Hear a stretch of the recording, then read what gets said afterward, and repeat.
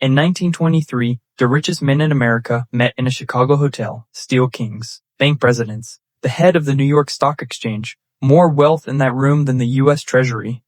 25 years later, broke, insane, in prison, or dead by their own hand. Remember that, because what you're about to hear explains exactly why that happened. Here's the question. Hand someone $1 million tomorrow. Do they end up rich or right back where they started, just faster? That's what happens to lottery winners. To athletes making millions at 24 who are sleeping under bridges by 34, money doesn't fix people. It just turns up the volume on what was already broken. So what's the real answer? 2 kids, barely teenagers, sat with a man they called Rich Dad, begging for the secret to wealth. He gave them one rule, just one. Know the difference between an asset and a liability. Then spend your life buying assets. They were annoyed. Too simple. So he asked back, if it's that simple, why isn't everyone rich? Because almost nobody actually knows the difference. Forget the dictionary definition. Here's the one that changes everything. An asset puts money in pocket. A liability takes money out. That's the whole filter. Your car, liability. That big house with the big mortgage? For most people, liability. It looks like wealth. It behaves like a leak. Picture 3 people. One works, spends everything, keeps nothing. One earns more, but buys a bigger house, more cars, more debt, feels rich, is drowning.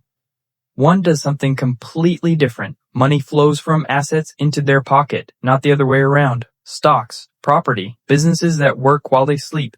Same 24 hours, same effort, completely different direction of money, and that direction decides everything.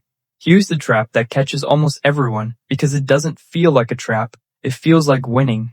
Young couple, dream home, new taxes, new furniture, new car in the driveway. A raise comes, bigger house. A loan company calls, offers to consolidate the credit card debt into the mortgage. Sounds smart, it's just stretching the trap over 30 years.